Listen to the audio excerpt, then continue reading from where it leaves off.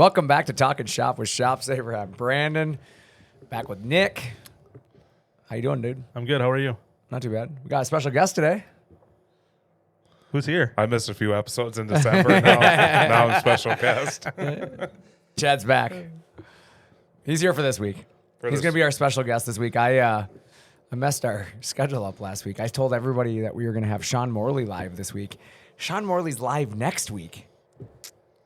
Yeah, Oops. be a long drive for him to come down for just this. Yeah, so we're improvising today. Chad's jumping in. How you doing, Chad? Pretty good. We missed you. Yeah, it's nice to be back.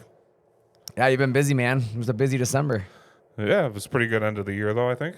That's always what we hope for, right? Obviously, to pull off a pretty good end of the year. But I thought, yeah, it was quite exciting this year. I think there was a lot of movement this year, and that's something we could talk about a little bit as we get into this episode, maybe a little later. Is just talking about how 2023 finished up and kind of what you're seeing in 2024. Obviously, it's something you do from a sales standpoint. You get to talk to a lot of customers, but more importantly, Nick, has your wife had that baby yet? She has not. Oh. Not as of about 7 minutes ago. You're like on standby though right now. Yeah. I mean, Like literally, if this phone goes off, you're leaving the episode. maybe. Oh man, it could happen. Well, I mean, if we have like 5 minutes left, I'll just be like, No, we're you gonna got to wrap this run. up. We have to do it dramatic. You have to leave. just be like, see you guys, gotta go. Yeah, exactly. No matter what, it has to be dramatic. Chad, what's new? Not much, really. I really expected you to say not shit. No, not really anything. Got through December. I mean, December was a lot of working. Oh, The long hours, the long days. Happy that's done. Had Christmas, saw the family. Seems like it hasn't really slowed down though that much, huh? But yeah, I mean, it's been a nice, start to 2024 as far it's as slower than December, obviously, because the end of the year push is Correct. not there. But yeah, it definitely didn't fall off like a lot of Januaries I've seen. Yeah, where you're, after. Well, I guess it depends. Here, it's either you're kind of slow to start, and then it's insane at the end of the day, or it's insane at the beginning of the day, and then kind of falls off right at the end. But in December, normally it's like insane all day long. yeah, It never stops. January, you normally got like the morning or the afternoon. You could kind of go meander a little slower than you normally do, but not this January. No, yeah, I was gonna say it seems like you guys are, the call volumes are up. We've seen a lot of chatter this year, which I guess is a good sign. I mean, I think that's a good thing for kind of the world, if you will, right? The economy. If obviously manufacturers are busier here in January, which it appears so, that's usually a good sign for what's to come this year. So pretty excited about that. Yeah, and I guess we didn't hear a lot of I feel like I heard more economy stuff, not the last December, but the December before that. Correct. Yeah, I was gonna say the end of the year definitely didn't feel like the year previous, where people were kind of reserved, getting concerned what might be coming. I think we've kind of gotten past that. It seems like we're on the upward trend. A lot of things in the world have stabilized. Obviously, supply chain issues. A lot of prices are starting to kind of creep back down. Cars are a perfect example, right? You look at cars now, like you can actually find them on the lot again. I just saw that when I was driving by the Chevy dealership down the road. Yeah, like you can actually get vehicles now. And it's kind of nice because you can go buy a new vehicle for the price of a new vehicle, not the price of a new vehicle and a half, right? They're not marked way up. Some used vehicles were selling for as much or more than brand new cars at some certain points last year. The dealer last year at one point offered me the same amount of money for my truck as I paid for it. But I didn't do it because I'm like, I got to go buy a new vehicle then, and I'm just passing that inflation on there. So I just held on to my truck. It's probably a smart thing to do. Yeah, I'm trying to be smart about it. You just looked lost there, Nick. No, I was gonna say something about maybe It's funny for people listening because we went silent, but it's because we were all looking at you. I was trying to think about how to pose the question. Like, are people keeping you busier in January 24 as opposed to January 2023 because their 2023 was so much busier and they're trying not to slip further behind going into the new year, and that's why they're more focused on adding a CNC to their business, because they realize now that maybe things aren't going to slow down and they can actually do what they know they should have done before? So you worded that two different ways. The first part of the way you worded it, no. I don't think they were so much busier in 23 that they had to go to this in 24. I think they anticipated 23 to be less busy than it ended up being, and therefore they put things on hold they probably shouldn't have put on hold. and therefore, like, now they're playing catch up. You know, that's my feel of the people I've talked to. I guess, Chad, what's your take on it? I agree with that. I think it's the people that postponed thinking that something, you know, was going to happen or change, and then it never did. And, you know, then they realized that everyone purchased CNC equipment and they didn't, and now's the time to do it. Yeah, and you think about that, like, as a business, like, if all those projects you put off last year because maybe next year we'll do it, that suddenly it's next year now, right? Like, my favorite, I have a buddy of mine that's a realtor, and he posted something on his Facebook page, which I thought was pretty clever. Right after the first of the year, he said, if you told me last year you're going to buy or sell your house next year, it's that day. And it was like right after the new year, and I'm like, that's pretty smart. Like, you know, because everybody says, like, oh, maybe next year we'll do that. Like, the day after the new year, he posted, it's next year. Like, I'm going to start hitting you guys up. Like, I thought that was pretty good thinking, you know? But it's true for business. Like, as you kind of look at your businesses and you look at the way you run your business, like, you have to think about, like, the projects you didn't do last year and kind of think that, hey, we're here, right? And it's time to get a jump start on 2024, because I know it seems like there's so much time now this year, right? It's only January. We got time. I feel like we just said that last year, like last week. January's half done. Right. Right. But I feel like I remember last year us saying, like, oh man, it's January, blah, blah. And then it's like before we knew it, like, it was December. We're already 1/24 of the way done for the year. 1/24. It's really good math. Wow. They taught you well in Bloomington, huh? I'm a little bit of a genius. I'm like Rain Man. Just kidding. We're actually almost really, you know, we're really almost through the first month. When you look at this, like, Which is crazy to think about. yeah, like, there's not a lot of time left this month. And it's like, especially when you look at working days, right? It's crazy how fast this month has really flown by. But like you said, I think it definitely is. It felt faster this month because we have not been as much of a fall off. I guess that's the word. I don't want to say the word slow because we're not really slow ever, but like, it hasn't been much of a fall off from December's pace as we're accustomed to. Correct. Like, a lot of times December is so hair on fire crazy that when January hits, it feels like somebody turned things off because obviously there's not that huge tax incentive. People aren't pushing, but it doesn't feel like that. It feels like the ones that just didn't get it done in December have just been trying to get it done in January now. Correct. Yep. Like, we're just keep moving. We keep going, you know, and there's a lot of people this year that, you know, are really pushing for those upgrades in their shop. How can we make ourselves better for this year, be more profitable? That's the biggest thing I think I've heard this year more than anything is people being more conscious of profits and margins and trying to control more that they can control in-house. That, and I think still people are having trouble finding people. You know, it's not like the economy or, you know, interest percentages. It's we can't find good help, you know, and the CNC machine takes the place of a, you know, a hardworking employee. Yeah. And, you know, and that's the thing is not to scare people, right? Because sometimes people are like, well, I don't want to replace people, right? But the reality is you're not replacing people per se. You're replacing the vacancy of people, right? You are replacing the people you can't find because if you could find them, you would have them. But that's the issue that people are running into is I think anybody who runs a shop, right, probably can relate to the fact that they're struggling to find consistency in people. Correct. And that's the biggest thing. Like, you might have some really good employees. Don't get rid of them. You want to hang on to them, but you can't duplicate them. That's the problem. I think you see it more on I notice it on Facebook. People are sharing job openings, right? You know, more often now than I've noticed before. Maybe I'm just paying attention to it. So it's one of those things where if you're like looking for a red car, you always see a red car. Yeah. But I notice that a lot more that people are looking for people.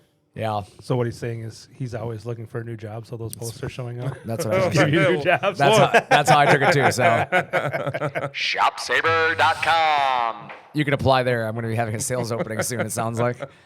But I think going back to that, what you were just talking about, like when we posted that video last week of the new robot that we welded that we got downstairs, right? We heard some people or saw some people say, hey, well, who's that going to whose job is that replacing? Right.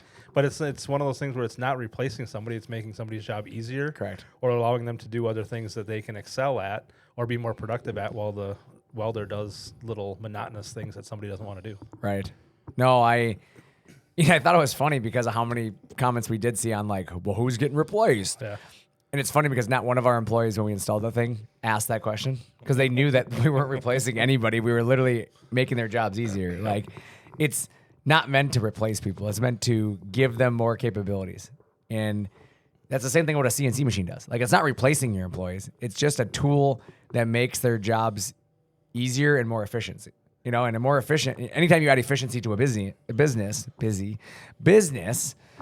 you will end up obviously increasing profits. Well, I bet that welding machine's gonna make less mistakes than a human would make. Right. Well, the other thing is I'm sorry, but sitting there welding that over and over and over and over, it's not very fun. So I'm pretty confident that the employees are like, hey, sweet, I don't have to sit at that bench and do those same things over and over and over every day now. Sure. It'll do that part of it. I can go do the stuff that is ever changing and requires more thought process than to sit there and move every 6 inches and re-weld, right? Like there's no reason for them to want to do that all day long. It sounds terrible. It does. Like, it's not fun. Like, it's not a fun part of the job, And so that's always like, it's the same thing like when you were in sales years ago, Chad, with us, like having to copy and paste everything, right? Every email. Everything. Like, you had to copy it into our system, save it. Like, that monotonous, like, it's not something fun to do in your job. And like removing that didn't suddenly devalue you, right? It just made you be able to work on things that are probably more profitable to the company and more profitable to yourself and more beneficial to the customer. Because the reality is, when you're copying and pasting something into a system, are you taking the time to talk to a customer now? No. Yeah. Like, something's getting put off, right? A little bit longer to call somebody back, a little bit longer to get somebody an answer. Like, you have to think about that in your business too, is it's not just about like buying equipment, but maybe it's software too, right? Like, how many businesses are out there that maybe you guys do estimating the hard way still, right? Old school estimating through an Excel spreadsheet. Maybe it's time to get yourself a system and you obviously have a way of like speeding up your estimating and your costing and understanding that. That's the other thing. Like, I invested a lot of time and energy last year in understanding costing, right? Trying to better get a grip on the costing down to the micro level. And so it's helped me be more aggressive and allowed me to make changes to the machines, knowing where we can make changes and improve the machine for the better good of the customer without obviously hurting the margin side of things where we have to raise the prices crazy to do it. It's allowed us to be a little bit more in control of that and realize that, hey, maybe we can give up a little margin in certain areas, but make a better product, right? I mean, that's the things that I think companies need to look at for 2024 and that's something that I'm noticing is that a lot of companies are shifting their focus towards that stuff this year. I agree. And I think too, with like what you were just talking about, with everything we talk about, it's going to increase the quality and increase the repetitivity of what people put out right at the same cost or better. I mean, it's going to improve your profit by doing what you're doing, right? And making things easier and quicker and more time efficient, which in turn is going to make you more profit because you're not spending money on those employees doing things that take twice as long as they should. Right. And that's the biggest thing is just doing more in less time is always a good thing for everybody, right?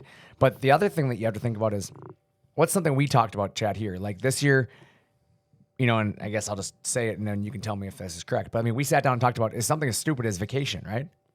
Yep. Like we had a meeting on using vacation time and like spending time with our families. And like it was something that I had a meeting with you guys on during our beginning of the year sales meeting.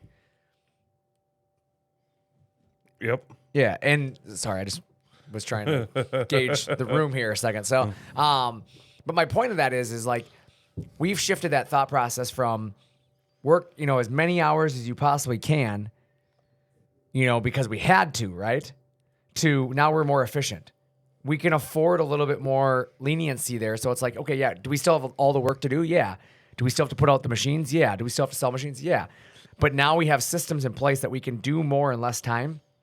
So there's not as much stress or burden put on the departments, right? So like, again, we have enough sales guys that, hey, if one of you guys wants to be gone one day to go do something with your family, like don't pass those opportunities up because we've got systems in place to kind of cover that time. With like the app, the apps where I can get a lead request from you and be on the golf course and email and start the conversation with the customer. Yeah. Quickly. Yeah. And again, like I think that's a good observation.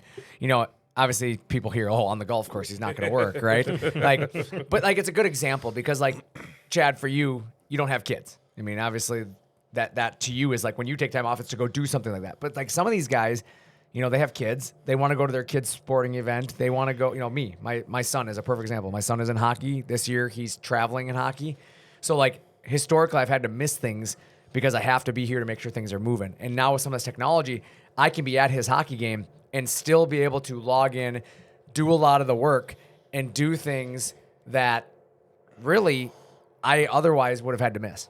Correct. And that's the nice thing, is being able to keep things moving, not having to be here. When I started here, we would have to access my computer, I'd have to log into a third-party app and then basically mirror my screen from home, which is more difficult than now, just, apps and all that good stuff. And I think on top of that, you hear a lot of people talk about, I can never disconnect from work. I can never get away from it. But at the same time, doesn't being able to connect that way allow you, like you said, the ability to be away for, an amount of time and still be able to keep up on things and not have to come back to a complete disaster when you get back after having a day or two off?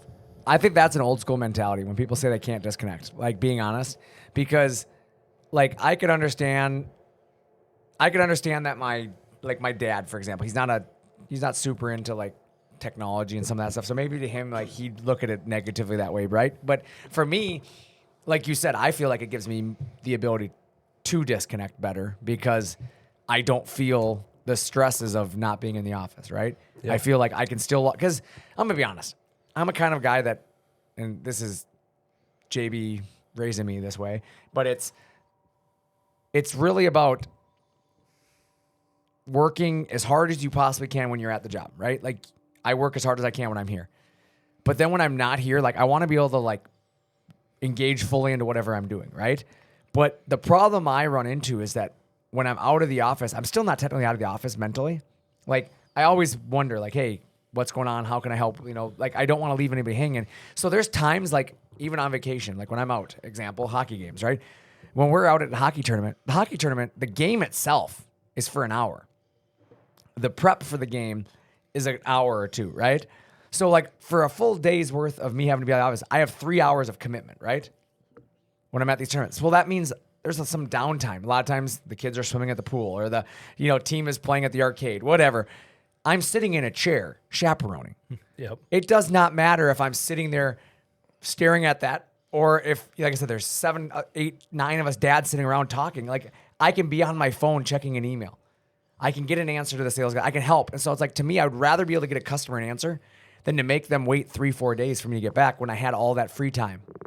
Especially when typically it's only going to take you a minute or two, right? Right. It's not like you're going to spend 30 minutes or an hour. Correct. Avoiding everything else that's going on to answer an email or a question. Well, I think You can that do it comes pretty down. quickly. Yeah, and I think that comes down to being able to judge what's a now project versus a later project. Like you have to have the ability to say, okay, yep, I see this needs attention, but I don't have the time right now to do that. It would take too long. So then I put that off till, maybe at night when the kids are sleeping or in the morning before the kids wake up. But being able to get it done just gives me so much more peace of mind knowing that when I get back, it's not just like a pile of paperwork on my desk and like, what do I do to catch up? The peace of mind is big. The customer emails, like for me, when I'm on vacation, they email me directly. And if I don't answer it, it's not like 3 other people are watching my emails come in. So it's like I can either handle it, relatively quickly now or, like you said, have a pile of paperwork on, and the on thing Monday is, when you get back. It's about customer service for me, right? I want my customer to be taken care of because I want them to understand that, like, if I'm willing to do it now, like, I'm going to do it, it doesn't go away. Like, I do it after the fact, too. I always take care of my customers. But my point being, like, and we're talking about our scenario, right? But, like, you can look at it from any business standpoint. Like, if you're one of those, guys that I was talking about, that maybe you are a fabricator or maybe you're a sign maker, cabinet guy, whatever. But being able to disconnect comes with efficiency in the shop. So if you're able, Chad, you and I had the story we've told a few times where we had the gentleman call us last year or a year before. It's hard. Everything goes it all so runs together quickly now. Yeah. I think it was 2 years ago now. And he called us though, and he's like, this is the 1st December. I've been able to take off this early because I've normally had to work all the way through the holidays to get everything done for the end of the year. And it was like a week before Christmas. He's like, I'm done till the 1st of the year now. He's like, I'm going to go enjoy my family's Christmas, go spend time with my kids. And to me, that's what you're investing in, is you're buying equipment because it gives you some freedom to not have to work the crazy hours that it's normally required to do it by hand. Correct. And so for me, I don't know. That's how I've looked at it, I guess, is just the investment that you're making here in 2024 is more than just into business, right? But it's into personal life as well. It's being able to be more comfortable. And I think that's something we're seeing a lot is I think there's been a real shift, I would say in the last 5 years. I think it's a generational shift, to be honest with you. You guys correct me if you think I'm wrong here. But as the generational shift happens, right? I think my parents' age, right? They're kind of, that age is starting to hit the retirement age. A lot of them are moving out of the workplace, right? Mm-hmm. And so our generation has now reached like its midpoint. Like I think about it right now, like I am at the age that I remember my dad like doing a lot of his business stuff and me watching him, right? I'm at that age now that my dad was at that time. And so you're kind of in the middle of like your working age, if you will, right? And so as you start to look at that, you start to think, well, now our generation has started to, you know, if you will, run businesses and be in, you know, more powerful controlling positions within companies and organizations. And I think that's why you've seen a transition, is because now as we transition in, we're like, hey, I'm not going to do the same thing that my dad did because I have technology to help me. I don't need to, right? Yep. It goes back to the whole joke I used to make with people when I was in sales all the time. I'd say, if your they'd say, my grandpa built these cabinets by hand. He didn't need a machine. And I would say, well, if your grandpa could have bought a machine, he would have. For sure. Like, he only did it by hand because he had to. Yep. Like, and then that's that same mentality. Like, my dad did things the hard way because he didn't have a choice. You know, like I remember my dad's first car phone. It was a giant box. Like, he couldn't make a cell phone call other than that giant box. And now it's like everybody's got a cell phone now. So yeah, of course my dad didn't have the ability to check his email all the time. You had to log into his email and he had to find a computer with a landline. Like, well, that's exactly it. Like, we have the advancements in technology Correct. that allow us to do these things, where they were just kind of stuck with what they had, right? Yep. So we just have to continue to advance and use those things to our advantages instead of just ignoring. And that's where I think we kind of get ourselves in trouble, is because there's a lot of companies out there that look at it as like, oh, that's just being lazy. Oh, that's just, you know, that's them just wanting to screw off, right? How many times do you guys hear that, right? Yeah. But it's like, no, we're just using something that we were raised on, It's right? efficient. Like, yeah, it's a piece of technology that we're efficient with. And yeah, it might not be the way you did it, but I bet I can do all of the work that you were doing just as fast as you think I could, but in, you know, half the time. And I think I've heard a saying, and I've said it before too, is work smarter, not harder. Right. And I think people hear that and, like you said, immediately assume that it's being lazy. But Correct. It's not, though, because you're using those tools that you have Agreed. to be more efficient and do, 3 times as much work in a day as you could before, because there's other things that are automated or doing things for you that you don't have to tend to. Yeah, and I think that's where exactly what you're saying there is. It's like automating things. And again, it goes back to CNC machines, right? I can point it back to equipment, robotic welders, whatever you want to talk about, robotic paint booths. It's not that we don't want people to do it. We're trying to do things more efficiently. And adding a CNC machine does make your cabinets a more profitable endeavor. You don't have to spend as much time in labor. Like, yeah, the equipment up front is one cost. And then it pays itself down, right? And eventually you're in the green. Well, using cabinets is a perfect example. Now you have a CNC that's cutting all your pieces for your cabinets, right? You don't have a guy that's running a table saw or a panel saw or whatever. He can be assembling the cabinets. Right. So while your machine cuts out 3 kitchen cabinet sets, you can have a guy assembling those 3 at the same time, as opposed to him spending 3 weeks cutting those 3 sets of cabinets that you can get done in 3 days. Right. They have automatic paint booths. Yeah. They have paint lines. Oh. Like how a car gets painted, that kind of stuff. gotcha. Like you can do the same thing in manufacturing. We've looked at them, where they literally, you put it in, the machine moves, stationary, it moves into the machine. And When I say the like machine, not the rotate CNC machine, the paint machine moves around it, paints it, and then, it spins it, rotates. Like, it's stuff you can look into that does all that. Wonder if that does it faster than a person. I don't know about speed, but efficiency-wise, it can run a lot longer. Oh, yeah. You know what I'm saying? Because it doesn't get tired. It doesn't, you know what I'm saying? Like, there is some, you got to think about it. Trying to crawl around a CNC machine, right? Or trying to move things. Like, there's all these processes that slow you down. Not necessarily the guy himself. That's it's just the crazy. processes. And so it's like the robotic welders that we have, right? A guy can weld that too, but he has to physically move the stinger, get into position, get reset up. Like, the machine just does it. It just moves around, welds it. It can build that quicker and with consistency because it's the same thing every time. It doesn't change.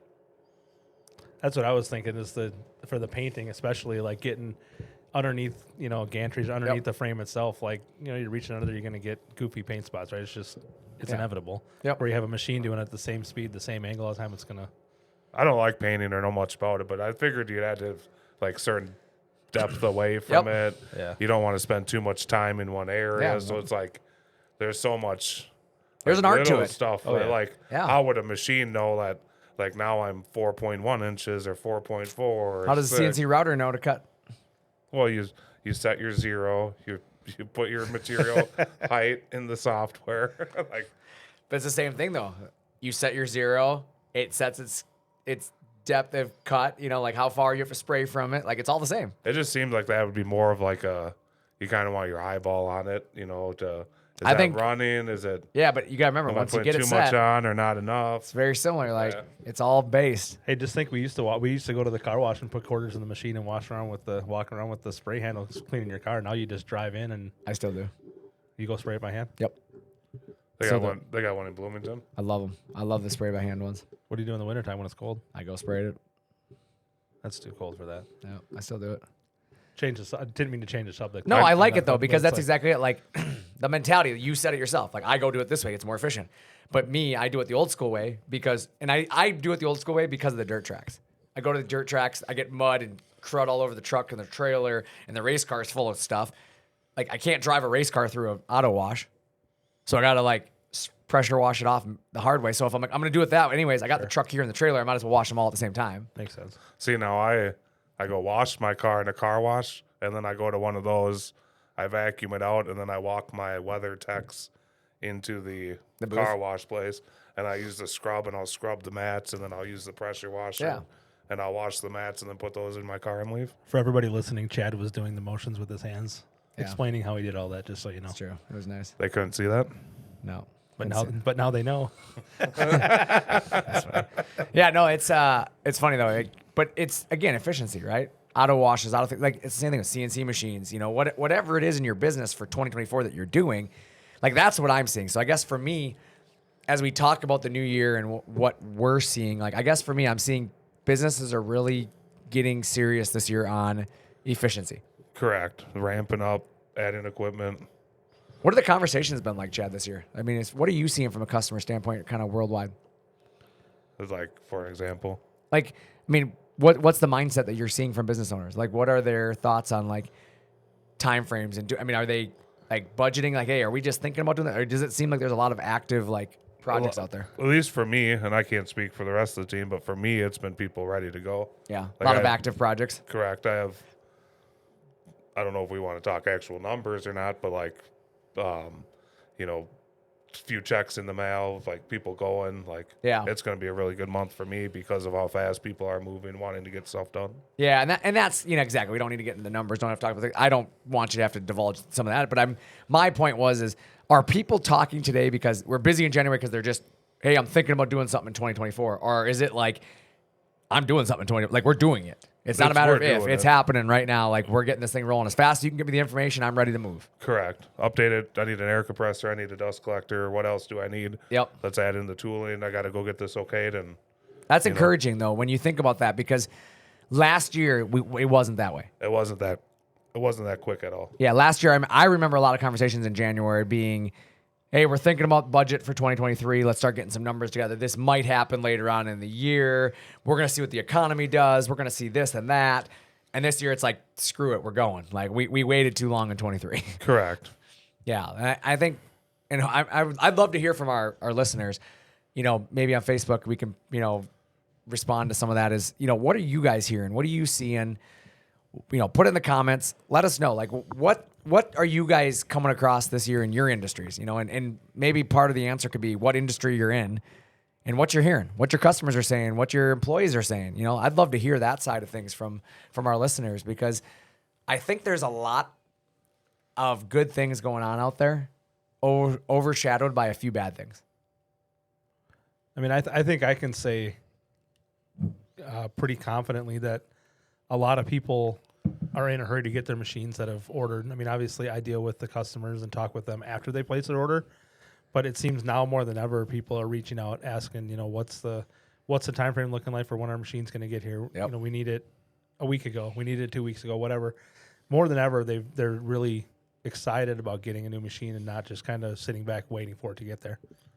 For sure. I think people are really excited about it too. And maybe, and I could be way wrong on this, but maybe, I think last year, at the beginning of last year, weren't they starting to raise the interest rates? They were. Where now it's kind of stabilized, and if anything, it's going down a little bit. Yep. And, that's what it's funny. We had this conversation a little bit, but about payments and, but I bet that scared people a little bit. And that's my thing is I think a lot of people saw their homes, interest rates for homes were going up a little bit. It was costing them more money for things. And I think people have gotten comfortable this year. Like, I know it sounds bad, but like gas prices have kind of stabilized. Like you know what your monthly budget looks like, right? You know what your costs are to do business right now. And last year at this time, people weren't sure what it was going to look like, right? How high is it going to go? It's kind of more uncertainty. Yeah. And they didn't want to take on debt with the unknown of like, where are we going to stop at? Now we kind of know where we're at. Like it's kind of stabilized a little bit there. So I think it's made it easy for people to say, okay, the work's still there. I still have to get this done and I can afford it. What was the percentage of deals that were financed in December? Do you remember? I don't remember the number of finance percentage for December. Versus like paying outright. Yeah, I don't know that number, but I do know for 2023 versus like previous years, like it was 33% of the deals in 2023 were financed. So one in every three. But one in every three. Yeah, and that is a good number. I mean, when you think about that says a lot because that means 2 out of 3 deals had the cash to do it. They had their own funding. So it's like, it's not like every deal to get done, you had to count on a bank to get it done, like, which I think is a good indication that there's still money out there, right? The money's still there, but it also is a good indication that if 1 out of 3 deals are willing to get financed, that the lending isn't bad. The rates are good. They're competitive. It's really a good percentage to be at, to be honest with you. Like too low of financing says the financing is not worth it. It's not, lucrative enough for the buyer. Too high of financing says, maybe there's not enough cash flow out there. People are kind of strapped, right? Or the financing is too aggressive, right? So I think that's a good place for the economy. And when you look at businesses, like that should encourage business owners that there's a lot of people out there spending money. There's a lot of people out there advancing their lives, their businesses, their, whatever it is that you sell. There's a lot of consumers right now. And that's a good thing. But I feel like we've stabilized a little bit more where the consumers aren't outweighing the production anymore. Where that was where we ran into last year was like everybody needed to buy things and they could buy it for nothing. So therefore you couldn't keep up with it, supply and demand, right? The demand was too high and therefore it just drove the prices through the roof. Like that's why trucks were $150,000 for vehicles that should have been $100,000, right? Yep. Like it's why you were paying premium prices before where now you're not getting gouged as much. And I think that's what I'm looking forward to the most this year. And, fortunately for us, we really never raised our prices. Even though demand was up, we stayed very consistent. We were one of the few companies out there and the few businesses that didn't take advantage of consumers because of obviously the increases.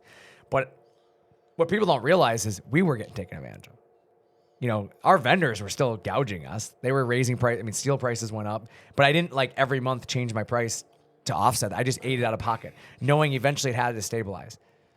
And now that's what I'm most excited for is that the world is kind of stabilized there. And so hopefully you as a customer now listening to this, like as a consumer, you are understanding that like, hopefully that gives you more buying power, but without having to worry about losing quality, right?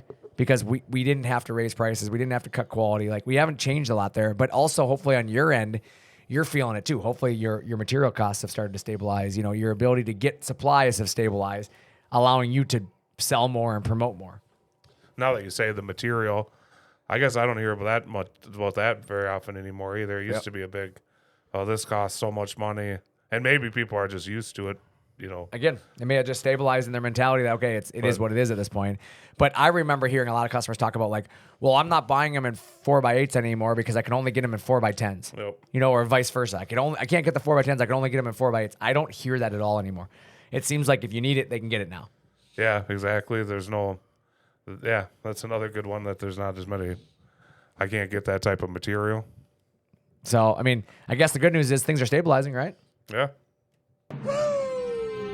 We'll take that as a win. I like hearing that, stabilizing the economy. But yeah, so yeah, I mean, this episode's kind of been a lot about last year versus this year and what we're seeing. And I think my takeaway from this episode today is really that we're headed in the right direction. Things are going good for us, right? Definitely a positive start to 2024. Yeah, I think, as a business owner, I'm excited by it. Obviously, I think we've got a lot of ground to make up. I mean, I don't think we're where we were, 4 years ago, 3 years ago, pre-COVID, right? I think we're kind of, and maybe I could say right around COVID, right? When interest rates were really low. And I don't think we ever get back there. I'm just going to be honest. I don't envision banks ever going back to 2.5% interest rates. I think they realize I think they realized from that mistake. I'm going to be honest. I think as much as people want to see that again, don't get me wrong. I would love to be able to finance things at 2% again. I don't see that ever happening again because I think it was a knee-jerk reaction to a uncertainty, and that knee-jerk reaction caused the backlash that happened after it. And that's just my personal take on it, right? And I just don't envision the world going to that again. I don't see us getting to those rates. So where we're at right now, I feel is a pretty stable place. I think interest rates with where they're at probably can come down a little bit. I think that's true, but I just don't think you're going to see those historical lows again.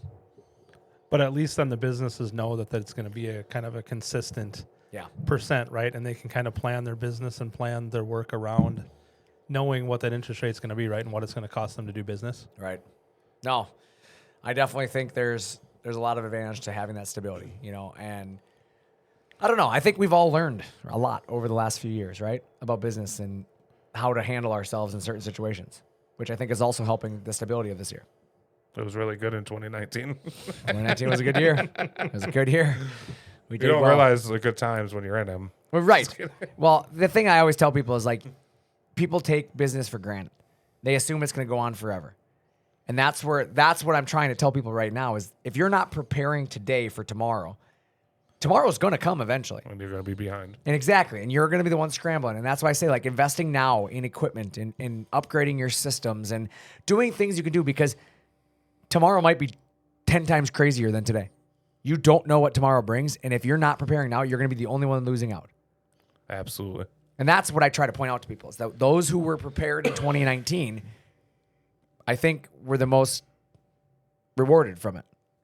Those who weren't prepared kind of chased their tail all the way through 2019, praying for a break. Then the break happened and they want to go back to 2019. Right? Yep. But I think also the bad really makes you appreciate the good when you have it, right? Right. Right. You're not going to stay at. They always say you don't know what you had until it's gone, right? For sure. Then you got to work your way and earn it back. Right. And if you can. I don't know. For me, I've just always been that mentality that I work as hard as I can all the time, and I'm not going to change that because things are good or things are bad. I'm a very consistent person. I build on consistency. Or you needed the robotic welder, you didn't wait until Correct. The interest drops right 1%. And now's the time to do it. If you need it, you need it. I think I'm more realistic than some people though, because some people literally are going to hold on to hope that they're going to see 5% again. And the problem is, by the time if that came, the machine went up price. I'm going to offset the savings and interest for cost of the equipment, right? I mean, time kind of has proven that. It's not going to get cheaper for this equipment. So I look at it as, and then I look at it, how much labor have I missed out on? Labor savings have I missed out on by waiting for that? So that's where I've always looked at it. If I need it for my business, I need it for my business, right? We need it. Let's do it. You're going to more than make up that 3% in interest that that 3% might sound like a lot, but in the end, it's really probably not. It's one thing if it was a house. Yeah, but I mean, you're buying a CNC machine that's going to make you more money, make things more efficient, and it's going to make you that 3% up in. Well, that's my point. But on a CNC machine, you're probably going to pay for it in a year. For sure. Right? My welder is going to pay for itself in a year. Yep. I mean, just think about the cost of hiring another welder, right? Or hiring another person versus not hiring another person. It pays for itself. Yep. But people look at it like they're buying a house. Well, if I could save a percentage on an interest, I'll save all this money. No, you're not financing the machine over 30 years. You're financing it over 3. Right. You're not even going to notice the interest difference. In all honesty, you're going to finance it over 3 and pay it off in a year and a half. That's what you're going to do. That's where I kind of lose it, is when people kind of from the financial standpoint, they can't separate business from personal. These aren't personal finances, right? These are not homes and mortgages and things like that. These are tools. And when you need a tool, you need a tool. Like you don't see a fire department saying, well, we're not going to buy the ladder right now. You need a ladder, right? Yep. Like, you better get the ladder. Like, well, I don't know if we need the hose right now. You gonna carry it with buckets of water? Like, you need it. So it's a tool for your business. And if you buy it now, it's going to pay for itself a lot quicker than waiting for it just because you think you can save a few $100 here or there. Well said. So that's how I'm going to end this week. That's how I feel. That's my rant. Thanks. Welcome to my TED Talk. Thanks for having me back. Well, hey, it was great to have you. Yeah, no, I've enjoyed this. I'm not used to having to look at two people though. I'm having to do a lot of back and forth here. We usually have that 30 minutes of awkward just eye contact. We just stare at each other for 30 minutes straight, and then we talk for 15. That's weird. Yeah, we play slow music during it. Slow jams. Yeah, no. So next week, Sean is back. Are we sure? Yes, I checked. All right. Sean is here next week. We're going to do a little bit of the same discussion we had today, but from a business standpoint, right? From Sean's point of view, like what's he seeing, what's he hearing, how is he feeling about his year? We got some new videos coming. Pretty excited about some of those. Hopefully the heater's fixed by then. Have you talked about the new machines? We talked a little bit about the new machines, last week. we did a little Yep. bit, Talked a little bit about the new machines, the ISA, the TC series. I'm excited to hear Sean's view on kind of what we just talked about. Yeah. Obviously, it kind of like with sales when you guys have to send people references, hearing it from a customer and a consumer holds a lot more weight than somebody that's just trying to sell something. Right? Well, they expect let's Chad to let's say be it, honest. right? They expect Chad to say what they want to hear, right? sure. That's what they expect. That's why we enjoy giving references, is because don't just take our word for it. Take what our customers are saying, right? So to hear Sean's take on it next week is going to be pretty entertaining for me to hear that. I think it'll be good. It'll be interesting. Yeah. Like I said, hopefully the heater's fixed next week. Our showroom heater is out right now. It is 44 degrees in that room right now. Is that why he's not here?